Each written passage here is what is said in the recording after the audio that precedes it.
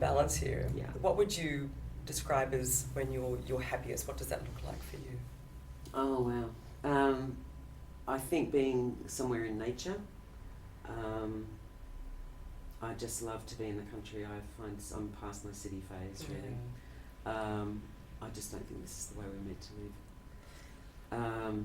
Congested, smoggy, Yeah. traffic, road rage. Stress. And anger. You know, a lot of Yeah. anger around, and underneath all anger is pain. Yeah. So, in the country, in the garden, picking flowers, preparing a nice meal, very common things, reading, just peace, really, Yeah. I think.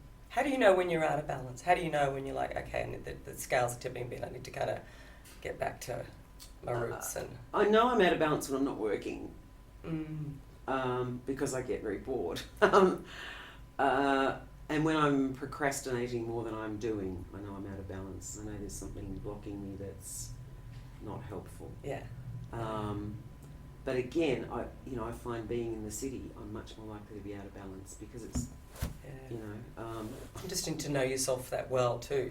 That's the beautiful thing about getting to this age. Is like, no, I need to do this, I need to do that, and and it's now. Exactly. And as a student of, human behaviour as an actor, I always look at the physical circumstances of the characters and what possible contribution could that make. This was another thing Ellen Burstyn said. She said, we've all been conditioned, but our job as adults is to go, now what part of that conditioning is actually not helpful now?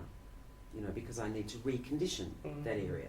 So your parents have given you some great things and some terrible things, so let's get rid of those. You don't need to work on that same conditioning function all your life. So, I think it's a constant assessment.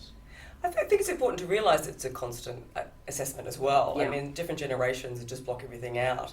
And it's like, Or self-medicate or... Yeah, exactly. Yeah. Whereas, there's an opportunity, and then there's books and there's counsellors, and we have so many different life coaches on balance. And it's like, when do you actually go, I'm just going to tap back into myself and not be afraid to see what's there and to work on it? Yes. It's a really important thing to do that. It is. And it's not a conditioned thing. No, it's not. And I think you're right that it is fear. Yeah. A lot of it. I had some counselling for a while, probably 20 years ago, and my counsellor told me this wonderful story about a female executive, very high-powered woman, who hated the fact that when she had to speak to her father, she turned into this little girl, that he had the power. Sure.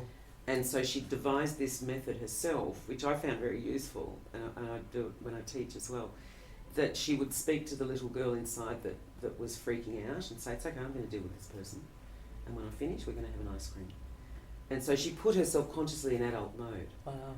And so, the thing of balance for me is that so many people are men behaving like boys and women behaving like girls. And so as an actor and a person, you find a character, is this a woman behaving like a little girl to get her own way, or is she actually an actualised woman? And the same with men. I'm not anti-men, but I'm anti-men who behave like boys. Yeah. Because I don't think they're not mature. Yeah. And they're not useful to me at all. Yeah. I want mature people in my life. That's right. To interact with. Yeah. But it's an interesting prism through which to view roles and people. It's interesting how you can identify people really quickly when you use that. Beautiful. Well, listen, we love what you do, Noni, Thanks. and I hope you continue to just go on, strength and strength. And Thank you. There's such a great appreciation for what you've given this country. So thank you, and thanks for joining us. Thank you. I've got a great appreciation for what this country's given me too. That's why I'm still here. Beautiful. Thanks, Tom.